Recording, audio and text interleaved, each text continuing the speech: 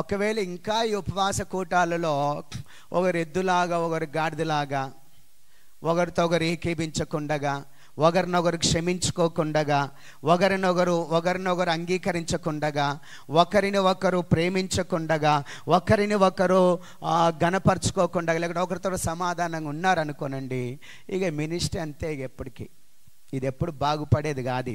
ఇది ఎప్పటికి బాగుపడేది కాదు. దేవునికి మహిమ కలుగునుగాక.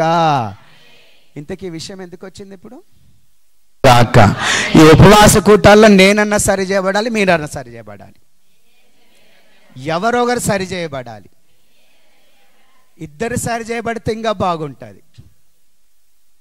ఇద్దరు సరి చేయబడితే ఇంకా బాగుంటుంది. ద్వితోపదేశ కాండములో ఒక మాట ఏముందంటే, దేవుడు కొన్ని పద్ధతులు మాట్లాడుతూ ఎద్దును గాడిదని గట్టి దున్నొద్దు అని చెప్తాడు. ఎద్దును గాడిదని గట్టి దున్నొద్దు. పొలము దున్నేటప్పుడు అంటే ఇది వేరు అది వేరు కదా. కడితే రెండిటిని ఎద్దులను కట్టాలి, లేకపోతే కడితే రెండిటిలను గాడిదలు కట్టాలి, లేకపోతే కడితే రెండిటిని దున్నలను కట్టాలి. దున్నపోతు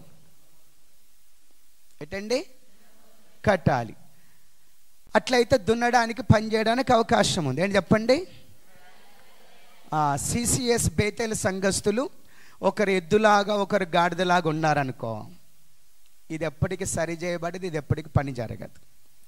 ఉంటే రెండు ఎద్దులాగానన్నా ఉండాలి, ఉంటే రెండు గాడిదలాగానన్నా ఉండాలి, ఉంటే రెండు దున్నపోతుల్లాగానన్నా ఉండాలి, ఉంటే రెండు బరగొడ్డలాగానన్నా ఉండాలి. ఏంటి అంటే మీరైనా సరిగా వింటలేకుండగానైనా ఉండాలి, లేకపోతే నేనైనా సరిగా బోధించలేకుండగానైనా ఉండాలి. ఈ లెక్కన బట్టి చూస్తే నీవేమో ఎద్దులాగా ఉన్నట్టున్నావు, నేనేమో గాడిదలాగా ఉన్నట్టున్నా. రెండు పనికొచ్చేటివే, ఏం తక్కువేం కాదు. అసలు గాడిద అంటే బైబుల్ ప్రకారంగా గాడిద అంటే కొన్ని పరిస్థితులు బట్టి చూసి గాడిద సమాధానానికి గుర్తు. ఏంటండి? ఎద్దు సేవకుని గుర్తు. ఏది తక్కువ కాదు. పిలుపులో అట్లా కనపడుతుంది కానీ గాడిద ఇట్లా, కానీ వాస్తవానికి దాన్ని లెక్కేస్తే గాడిద సమాధానానికి గుర్తు, ఎద్దు సేవకునికి గుర్తు. ఏది తక్కువ చెప్పండి? ఏది తక్కువ కాదు.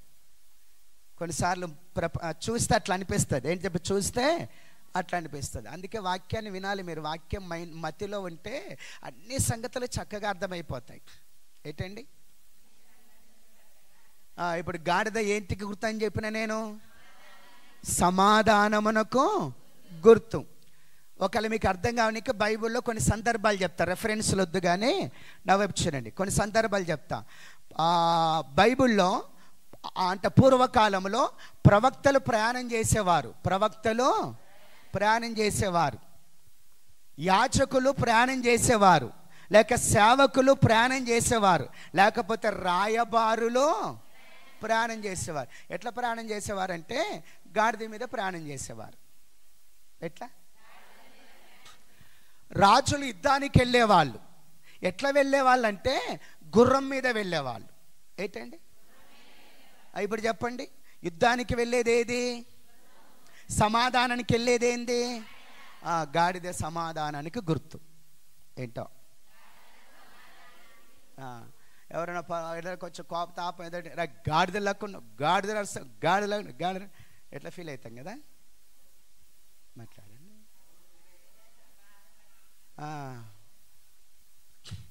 చాలాసార్లు మీతో చెప్పినాను. కలవకుర్తల ప్రవీణ్ అని ఒక సిస్టర్ ఉండేది, ఒక అమ్మాయి.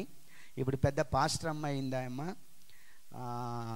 ఆమె ఎప్పుడు మాట్లాడేది, అయ్యా బావా నువ్వు నన్ను గాడిదన్నప్పుడల్లా యేసుప్రభు నా మీద కూర్చున్నాడని నాకు అర్థమవుతుంది, కాబట్టి ఎప్పుడన్నా విలువాలంటే గాడిదని విలువని చెప్పేది అమ్మాయి. ఏంటండి? ఎవరన్నా మిమ్మల్ని గాడిదని తిట్టినారనుకో, యేసుప్రభు మీ మీద కూర్చున్నట్టు మీరు గుర్తు చేసుకుంటే చాలా అద్భుతం. ఏంటండి? గాడిద సమాధానానికి గుర్తు అని చెప్పేసి మీరు గమనిస్తే చాలా అద్భుతం. ఏంటండి? గాడిద సమాధానానికి గుర్తు అని మీరు గమనిస్తే చాలా అద్భుతం. అట్లా కాకుండా నన్ను గాడిదని చెప్పేసి ఇంక పొదుముకులు ఇదే మాట మాట్లాడి కుళ్ళి నశించి క్షీణించి చచ్చిపోతారు. దేవునికి మహిమ కలుగునుగాక. హల్లెలూయా. చాలాసార్లు చెప్పినా కదా, నేను ఒకసారి వాక్యం చెప్తుంటే హల్లెలూయా గురించి వర్తమానం బోధిస్తుంటే ఒక బ్రదర్ అట్లా కూర్చొని, నీవొక్కడే వరులుతున్నావు గాడిదొర్లినట్టుగా అని వాక్యం చెప్తుంటే అన్నాడు, దేవునికి మహిమ కలుగునుగాక. హల్లెలూయా. అంటే ఇట్లా నిలబడి వాక్యం చెప్తున్నా, ఇట్లా సంఘమంతా ఉంది, ఆదివారం మందిరం నిండగా ప్రజలు ఉన్నారు. ఏంటంటే మందిరం నిండగా ప్రజలు ఉన్నారు. ఇట్లా వాక్యం మాట్లాడుతున్నా, హల్లెలూయా గురించి మాట్లాడుతున్నా. ప్రకటన గ్రంథం 19వ అధ్యాయంలో మొదటి వచనాల్లో ఆ మెసేజ్ని ఇస్తున్నా. హల్లెలూయా చెప్పడం మా మనసుకి ఇష్టం లేదు. హల్లెలూయా అంటే పెంతెకొస్తలు, హల్లెలూయా అంటే మంచి గాడిదలు అంటే అడుగుతున్నా అని చెప్పేసి అందరూ అట్లానమాట. దేవునికి మహిమ కలుగును. హల్లెలూయా. కూటమై బయటికి వెళ్ళిపోయిన తర్వాత చాలామంది నన్ను ప్రేమించే వాళ్ళు ఉంటారు కదా, అక్కడ సంఘములో ఆ టైంలో ప్రేమించే వాళ్ళు ఉంటారు కదా, లేకపోతే నన్ను అభిమానించే వాళ్ళు ఉంటారు కదా, వాని సంగతి ఏందో చూద్దాం, కాలు ఎరిచేద్దామని అన్నారు. అట్లా కాదని చెప్పేసి వాళ్ళని పట్టుకొని ఇంటికి తీసుకుపోయి కొంచెం ఎడ్లు కూర్చోబెట్టి ఆ మాట ఈ మాట చెప్పి చింతపండు చారుతో అన్నం తినబెట్టి పంపించిన. 2 చేతులు ఎత్తుదాం. హల్లెలూయా. దేవునికి మహిమ కలుగునుగాక. కాబట్టి నీవైనా సరి చేయబడాలి, నేనైనా ఇద్దరు సరి చేయబడితే ఇంకా చాలా మంచిది. ఏంటండి? ఇద్దరు సరి చేయబడితే, ఇద్దరు క్రమపరచబడితే, ఇద్దరు సమాధానపరచబడితే, ఇద్దరు ఐక్యపరచబడితే, ఇద్దరు ప్రేమించబడితే, ఇద్దరు నిలబడితే చాలా మంచిది. ఈ సంగతులు మీకు ఎప్పుడు అర్థమవుతావో ఏమో. దేవునికి మహిమ కలుగునుగాక. నేను బ్రతికినంత కాలం మీకు అర్థమైతే లేదు, కనీసం నేను చచ్చిన తర్వాత అర్థమైతే ఎంత బాగుండును అనిపిస్తుంది. దేవునికి మహిమ కలుగునుగాక. రైట్. ఇప్పుడు పేతురు యొక్క బోధ విన్న వారి మీదికి ఎవరు వచ్చినారంట? పరిశుద్ధాత్ముడు వచ్చినాడు, దిగెను అనే మాట మనకు కనబడుతుంది. అప్పుడు పేతురు ఏమంటాడంటే, మనవలే వీరును పరిశుద్ధాత్మను పొందినారు కాబట్టి ఇక వీళ్ళు రక్షణ పొందకుండగా, బాప్తిస్మం పొందకుండగా ఆటంకము ఎవరు చెప్పగలరు అని చెప్పి వారిని పిలిచి, అంటే వారిని తీసుకొని బాప్తిస్మం వారికి ఇచ్చాను. నా వైపు చూడాలి. అంటే వీళ్ళు బాప్తిస్మం పొందడానికి కారణం ఏంటి? పరిశుద్ధాత్ముడు వారి మీదకి దిగివచ్చుట. వీరు రక్షణ పొందడానికి కారణం ఏంటి? పరిశుద్ధాత్ముడు వారి మీదకి దిగివచ్చుట. ఇక్కడ వాక్యం కొంచెం ఇట్లా ఉన్నట్టుంది కదా. సాధారణంగా ఫస్ట్ మారు మనసు, ఫస్ట్ పశ్చాత్తాపము, ఆ తర్వాత క్షమాపణ, ఆ తర్వాత బాప్తిసము, ఆ తర్వాత కనిపెట్టి దేవుని దగ్గర ప్రార్థన చేస్తే దేవుని ఆత్మచేత నింపు, ఇట్లా ఉంటుంది కదా చాలా సందర్భాలు. కానీ ఇప్పుడు ఇక్కడ ఇటు నుంచి వస్తుంది. ఫస్ట్ పరిశుద్ధాత్ముడు దిగడం, అపోస్తలుడైన పేతురు మాట్లాడడం, తర్వాత బాప్తిసం ఇవ్వడం, తర్వాత రక్షణలోకి రావడం, తర్వాత ఇంకా అన్ని విషయాల్లో ఎదగడం. ఇట్లా వస్తుంది ఇక్కడ వాక్యం ఇట్లా వస్తుంది. దేవుడు ఆయన ఇష్టం అండి. ఎప్పుడు ఎట్లా అంటే అట్లే. ఏంటండి? ఎప్పుడు ఎట్లంటే అట్లే. నీలాగనే ఇంకొకరి జీవితంలో కార్యం చేయడు, ఇంకొకరిలాగానే నీ జీవితంలో కార్యం చేయడు. కాకపోతే అన్ని పరిస్థితులలో నీవు వినగలిగితే, లోబడగలిగితే చాలా అద్భుతం. వినగలిగితే, లోబడగలిగితే చాలా అద్భుతం. దేవునికి మహిమ కలుగునుగాక. నా వైపు చూడాలి. ఇదంతా ఎక్కడ జరుగుతుందంటే ఇటలీ పటాలనబడిన పటాలములో భక్తిపరుడైనటువంటి కొర్నేలు యొక్క ఇంటి దగ్గర జరుగుతుంది. ఏంటంటే కొర్నేలు యొక్క ఇంటి దగ్గర జరుగుతుంది. వీళ్ళందరూ కూడా అన్యులు. ఏంటండి? అన్యులు.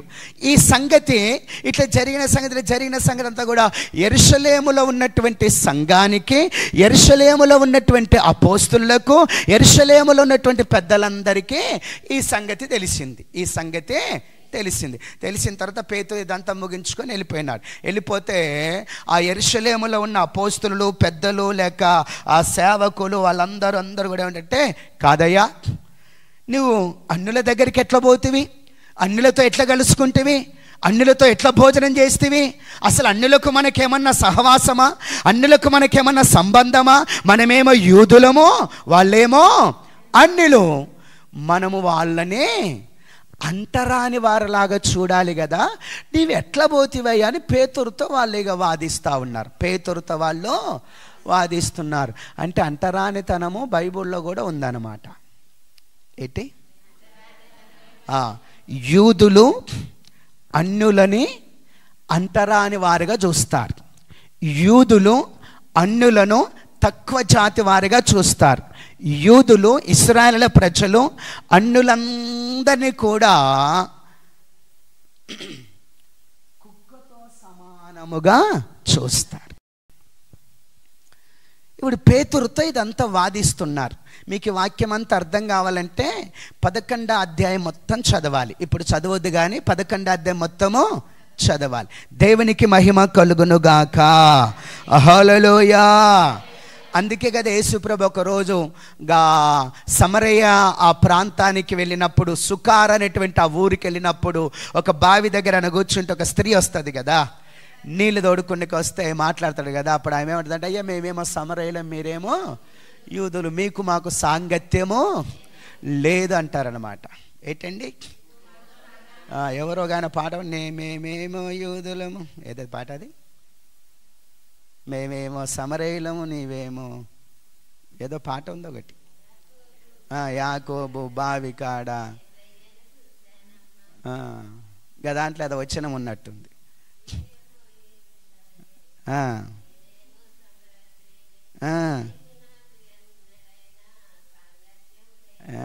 దేవునికి మహిమ కలుగును గాక. ఉండాలి ఇట్లాంటి వాళ్ళు. దేవునికి మహిమ కలుగును గాక. మీరేమో యూదులు, నేనేమో సమరయ స్త్రీని, మీకు మాకు ఎప్పుడైనా సాంగత్యం లేకపోయాను. అంటే యూదులు వాళ్ళు అనుకునేవారు మేము అబ్రాహాం వంశస్థులం. ఇశ్రాయేలు ప్రజలు వారు అనుకునేవారు మేము ఇస్సాకు వంశస్థులం. ఆ యెరూషలేము పరిసర ప్రాంతం వాళ్ళు అనుకునేవారు మేము యాకోబు వంశస్థులం. ఇదిగో అన్యులు అన్య జనాంగం, అన్య జనాంగం, అందరు అన్య జనాంగం, అన్య జనాంగం, అన్నే జనాంగం. మేము పరిశుద్ధులం, మేము నీతిమంతులం, మేము మంచివారం, మేము వాగ్దాన పుత్రులం, మేము దేవుని చేత ఏర్పరచబడిన వారం, మేము దేవుని చేత ఎన్నుకొనబడిన వారం, మేము దేవునికి అట్లా ఇట్లా ఇట్లా ఇట్లా అనుకొని ఈ పేతురుని అక్కడ ఉన్నటువంటి వారందరూ కూడా అపోస్తలులు లేకుంటే ఇంకా కొంతమంది పెద్దలు సంఘస్థులు పేతురుతో వాదిస్తున్నాడు. చెప్పండి, పేతురుతో వాదిస్తున్నప్పుడు పేతురు మాట్లాడుతూ వారికి ఒక్క జవాబు ఇస్తున్నాడు. అక్కడ మనం ఇప్పుడు చదువుకొని ముగింపులోకి వచ్చేద్దాం. చూడండి 14వ వచనం, 11వ అధ్యాయం 14వ వచనం నుంచి చదువుదాం.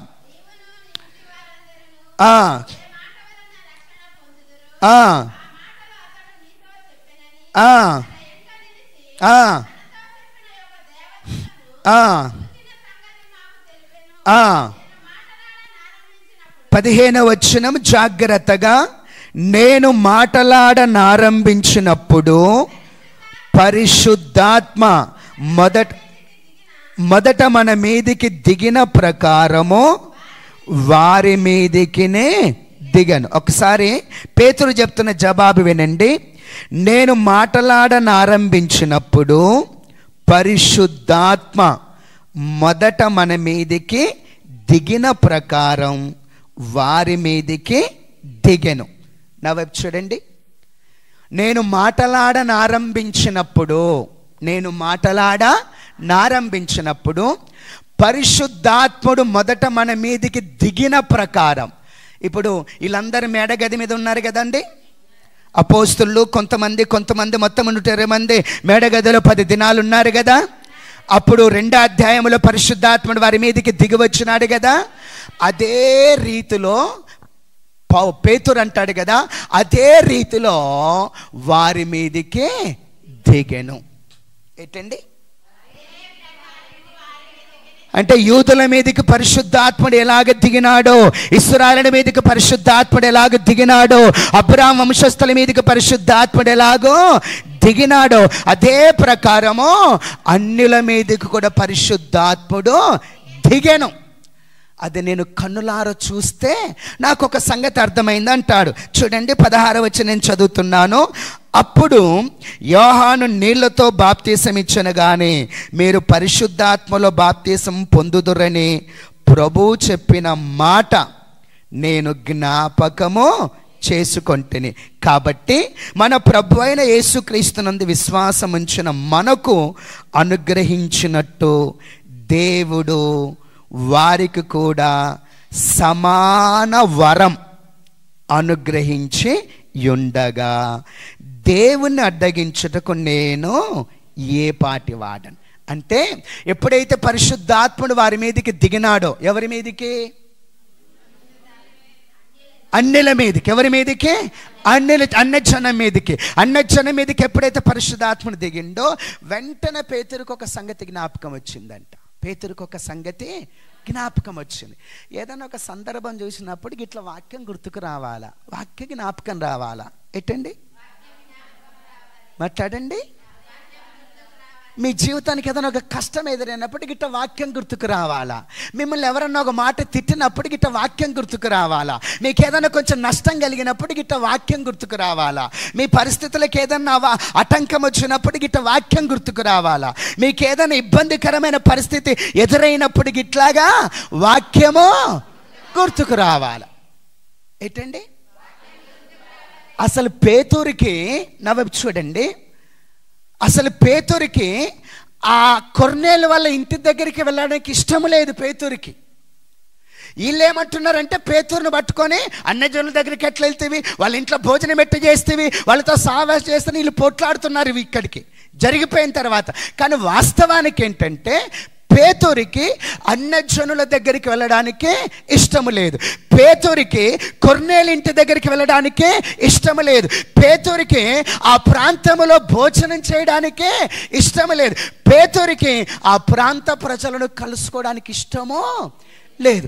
దేవుడు ఒక దర్శనము చూపించి దాని వివరణ ఇచ్చి దేవుడు ఆత్మ ద్వారా మాట్లాడి ఇదిగో 3 మనుషులు వస్తారు, వాళ్ళు నిన్ను పిలుస్తారు, ఏం మాట్లాడకుండా వెళ్ళిపో అని చెప్పేసి దేవుడు చెప్పితే ఇన్ని రుజువులు బట్టి కూడా పోదామా వద్దా, వెళ్దామా వద్దా, పోదామా వద్దా, వెళ్దామా వద్దా అనుకుంటే వెళ్ళిండు. ఏంటండి మీలో కూడా చాలా మందికి ఇట్లా ఉన్నారు. దేవుడు చెప్తే దేవుడు మాట్లాడుతుంది అట్లా కూడా పోదామా వద్దా, మాట్లాడదాం వద్దా, సమాధాన పడదాం వద్దా, కలిసి ఉందాం వద్దా వద్దా వద్దా వద్దా ఇట్లనే ఉంటారు. ఉపాస కూటాలకు వస్తూనే ఉన్నారు, ఒక ఒప్పుకుంటున్నారు, కానీ ఒక పక్క మళ్ళీ ఇట్లా అంటుంది మీ మనసు. కాదని చెప్పగలరా? ఒప్పుకుంటూనే ఉన్నారు, ఒక పక్క పశ్చాత్తాపపడితేనే ఉన్నారు, ఒక పక్క ఏకీభించలేకపోతున్నారు, ఒక పక్క సమాధాన పడలేక, ఒక పక్క మాట్లాడలేకపోతున్నారు, ఒక పక్క అయిపోయింది కానీ ఏం చేద్దాం ఇప్పుడు నుంచి అని అడగలేక పోతున్నారు. పేతురు కూడా ఆ స్థితికి వెళ్ళేటప్పుడు ఇట్లాంటి మనసుతోనే వెళ్ళినాడు. ఎందుకంటే పేతురు కూడా ఉంది ఆ బీజం. ఏ బీజము? మేము ఇశ్రాయేలు ప్రజలము, మేము యూదులము, మేము అబ్రాహాము వంశస్థులం, మేము యాకోబు సంతతి వారం, ఇదిగో మేము ఇస్సాకు గర్భముల నుంచి వచ్చిన దేవుని ప్రజలం. వాళ్ళ అన్యజనులు, వెలివేయబడిన వారు, తక్కువ జాతి వాళ్ళ దగ్గరికి అసలు ఎట్లా వెళ్ళాలా అన్నట్టుగా అనుమానంతోనే వెళ్ళినాడు. వెళ్ళిన తర్వాత ఆ సంగతి అంతా ఈయన మాట్లాడడం మొదలు పెడితే ఏంటండి పరిశుద్ధాత్ముడు వారి మీదకి దిగారు. అప్పుడు ఆ మనిషికి వాక్యం గుర్తుకొచ్చింది. ఏంటి? మాట్లాడాలండి. వాక్యమో గుర్తుకో. ఏమని? ఇదిగో మీరు ఇప్పుడు నీళ్లతో బాప్తీసం తీసుకుంటున్నారు, నీళ్ళలో మీరు ఇప్పుడు బాప్తీసం తీసుకుంటున్నారు, పరిశుద్ధాత్మలో మీరు బాప్తిస్మము పొందుదురు అన్న ప్రభువు చెప్పిన మాట జ్ఞాపకం వచ్చి, ఈ మాట జ్ఞాపకం రానే పేతురు మొత్తం సెటరేట్ అయిపోయినాడు. ఏంటి? అనుమానం లేదు, డౌట్ లేదు, తక్కువ జాతి, తక్కువ స్థితి, వెళ్ళకూడదు, తినకూడదు, ఉండకూడదు, ఇట్లాంటిది ఏమి కూడా లేదు. ఈ మాట ఎప్పుడైతే గుర్తుకొచ్చిందో వెంటనే సెటరేట్ అయిపోయినాడు. ఏంటండి? వెంటనే అన్ని విషయాలలో క్రమపరచబడ్డాడు. అంటే ఇది ప్రభు చెప్పిన మాట. ప్రభు అయిన యేసుక్రీస్తు ఏమని చెప్పినాడు? మీరు పరిశుద్ధాత్మలో అంటే ఇప్పుడు అన్యజనులు కూడా ఏం పొందినారు? పరిశుద్ధాత్మలో బాప్తిసం. ఈ మాట ప్రభు అయిన యేసుక్రీస్తు ఎవరికి చెప్పినాడు? యూదులకు చెప్పినాడు. ఈ మాట ఇప్పుడు ఎవరి దగ్గర నెరవేర్చబడుతుంది? అంటే యేసు ప్రభు చెప్పిన మాట యూదులకు మాత్రమే కాదు, ప్రపంచములున్న మనుషులందరికీ, అన్యజనులకు కూడా అనే సంగతి ఆ మనిషికి అర్థమైపోయి అన్నీ సెటరేట్ అయిపోయినాయి.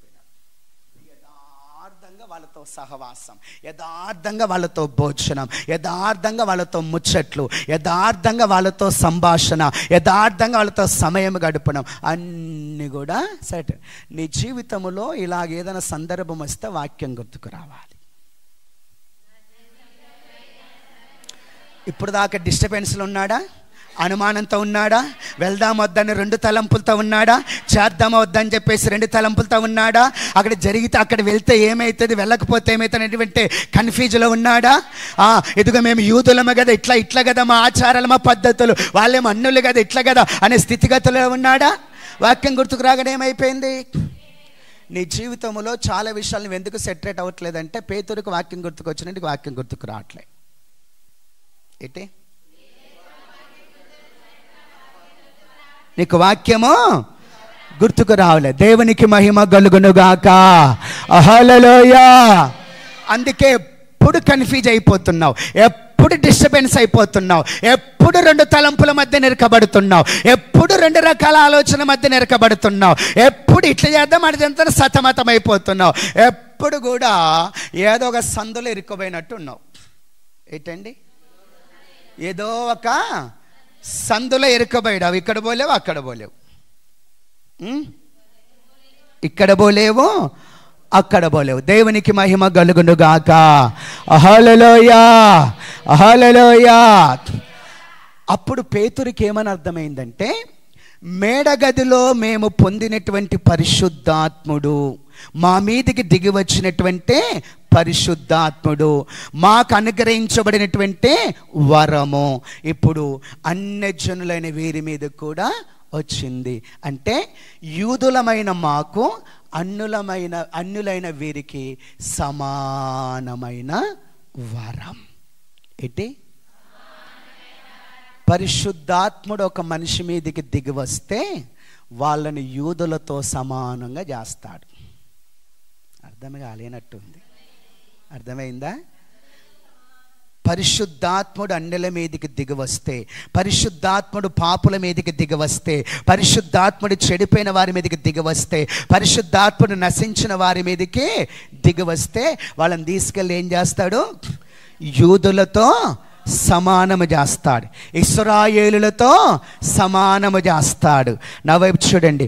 అబ్రహాముకున్న ఆశీర్వాదములతో వారసత్వముతో సమానము చేస్తాడు. ఇస్సాకుకున్నటువంటి ఇదిగో వారసత్వముతో సమానము చేస్తాడు. యాకోబునకున్నటువంటి వారసత్వముతో సమానం చేస్తాడు. ఏమన్నా అర్థమైందా? ఈ సంగతి మీకు అర్థమైతే ప్రపంచంలో భూమి మీద ఇంకా దేన్ని పట్టుకున్నారు మీరు? ఏంటండి? ఏదాన్ని పట్టుకున్నారు? ప్రపంచంలో ఎవరు మిమ్మల్ని కాదన్నా, ఎవరు మిమ్మల్ని ఏదన్నా సరే, ఇక ఆ అబ్రహాం, ఇస్సాకు, యాకోబులతో సమానమైన వారసత్వం నాకు దొరికింది, అది నాకు చాలు అని చెప్పగలరు. అది నాకు, ప్రపంచంలో ఏది వద్దు నాకు, నా దగ్గర నేను కళ్ళు మూసుకుంటానే తీసుకోపోండి అని చెప్తారు. ఏంటి? మాట్లాడండి. అర్థం కాలే? నేను కళ్ళు మూసుకుంటా, నా దగ్గర తీసుకోపోనండి, నా దగ్గర ఉన్నాయనే తీసుకోండి, అన్నీ తీసుకొని ఒకవేళ ఇంకేదైనా హలో బ్రదర్ అది మర్చిపోయినట్టున్నారు, అది కూడా తీసుకోపోండి అని చెప్తారు. ఈ సంగతి మీకు అర్థమైతే, ఈ విషయం మీకు అర్థమైతే, ఈ పరిస్థితులు మీకు అర్థమైతే ఏంటండి? ఎవరితో సమాన వారసులు మీరు? అబ్రహాం, ఇస్సాక్, యాకోబు, ఇశ్రాయేలీలతో సమాన వారసులు. ఒకసారి ఏలియా ప్రార్థన చేస్తున్నప్పుడు, వర్షం కొరకు ప్రార్థన చేస్తున్నప్పుడు, అబ్రహాం, ఇస్సాకు, ఇశ్రాయేలుల దేవా అని ప్రార్థన చేస్తాడు. అంటే అన్యులమైన మన మీదకి పరిశుద్ధాత్ముడు దిగినప్పుడు మనం ఎవరితో సమాన వారసులమైతామంటే అబ్రహాం, ఇస్సాకు, యాకోబు, ఇశ్రాయేలీలతో సమాన వారసులమైపోతాం. దేవుని ఆత్మ మన మీదకి దిగి వచ్చి ఈ సంగతి మర్చిపోయి ఈ చెత్త విషయాలు, ఈ మురికి విషయాలు, ఈ పాడే విషయాలు, ఈ తుప్పు పట్టే విషయాలు, ఈ సంగతుల కొరకు ఆలోచిస్తున్నారు. నా బోధ సరిగా లేదు, మీరు వినడం సరిగా లేదు. నేను ఇప్పుడు కన్ఫ్యూజ్లో పడ్డా, డైలామాలో పడ్డా. డైలామా అంటే కన్ఫ్యూజన్ భాష ఏది అది? డైలామా అంటే కన్ఫ్యూజనా? డైలామాలో పడ్డాను, కన్ఫ్యూజనా? దేవునికి మహిమ కలుగును. కన్ఫ్యూజన్లో పడ్డా నేను ఇప్పుడు. ఏంటండి? నువ్వు మామూలు మనిషివా? అబ్రహాం, ఇస్సాక్, యాకోబు, ఇశ్రాయేలీలతో సమాన వారసుడు, వారసురాలు. అది నీ ముందు పెడితే, అది నీ నెత్తి మీద ఆయన పెడితే, దాన్ని మోసుకొని తిరిగి బ్రతికి, దాన్ని మోసుకొని ఉన్నన్ని దినాలు తిరుగుతూ ఆడన సచ్చి పరలోకం వెళ్ళక గాది గీది గాది గాది గాది గాది ఇట్లా గీళ్ళు ఇట్లా గాది ఇట్లా గీది ఇట్లా ఏం బ్రతుకురా బతుకు. ఈ బతుకులేసి రక్తం పయ్యా. మా అమ్మగానంటే నీ బతుకు గాలా అంటుండే ఈ టైంలో. మా అమ్మ గిట్టనే అంటది, శాతగాని బతుకు, పని చేయలేని బతుకు, ఇంత టైం అయింది కొంచెం కూడా పని చేయ, టాపి పని కదా నేను చేసేది, ఇంత టైం అయింది, 1 గంట దాటిపోయింది, కొంచెమన్నా పని చేసిన మకానికి నీ బతుకు గాలా అంటుండ మా అమ్మ అయితే. మీరు కూడా దేవుని దగ్గరికి వచ్చేంత కాలమాయి కదా, రక్షణలోకి వచ్చేంత కాలమాయ కదా, వాక్యం దొరికే చోటుకు వచ్చేంత కాలమాయ కదా, బాప్తీసం తీసుకునేంత కాలమాయ కదా, ఆత్మచేత నింపబడేంత కాలమాయ కదా. కొంచెమన్నా పని చేసిందా? పని చేసినావా? బతుకు. దేవునికి మహిమ కలుగునుగాక. హల్లెలూయా. నువ్వెవరు అనుకుంటున్నావు? అబ్రహాం, ఇస్సాక్, యాకోబ్, ఇశ్రాయేలీలందరితో సమాన వారసులు. వాళ్ళ గురించి దేవుడు ఏమంట తెలుసునా? అబ్రహాము నా స్నేహితుడు అంటున్నాడు. ఏంటండి? నువ్వు అబ్రహాంతో సమానమైన వారసుడు అయితే ఇప్పుడు నువ్వెవరువు అంటే, ఒక మనిషి మీదికి పరిశుద్ధాత్ముడు దిగి వస్తే ఆ మనిషి దేవుడు ఇశ్రాయేలు ప్రజలతో మాట్లాడుతూ ఇశ్రాయేలు నా జ్యేష్ఠ కుమారుడు కాదా అంటాడు. ఏంటి అంటే, ఇశ్రాయేలు అంటే దేవునికి ఏమై ఉన్నాడు? పెద్ద కొడుకు అంట. ఏంటి చెప్పండి? పెద్ద. నీవెవరితో సమానం అయిపోయినావు? దేవునికే పెద్ద.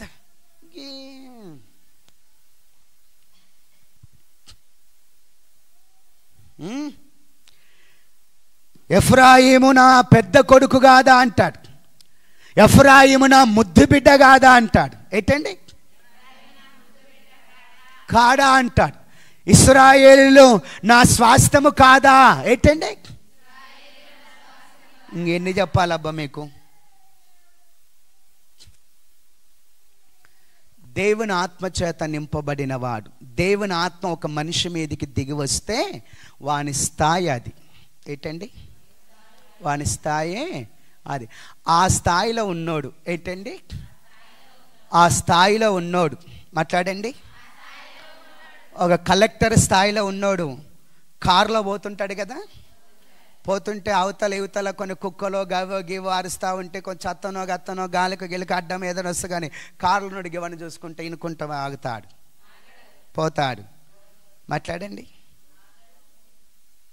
దేవునికి మహిమ కలుగునుగాక. ఒక మనిషి దేవుని ఆత్మచేత నింపబడితే ఆ మనిషి స్థాయి అక్కడికి వెళ్ళిపోతుంది.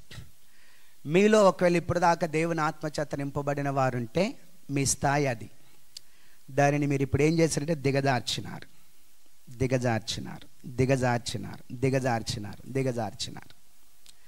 ఈ ఉపవాస కూటాల్లో మీకేమైనా అర్థమైతే దాన్ని సరి చేసుకునండి. యేసయ్య దగ్గర కృప పొంది దిగజారకుంటా వెళ్ళిపోయినారు కదా పాతాళానికి దగ్గర. ఒకవేళ మళ్ళీ యేసయ్య దగ్గర కృప పొందుకొని క్షమాపణ పొందుకొని ఎక్కడికి చేతనైతే ఎక్కిరండి. అందరం లేచి నిలబడదాం.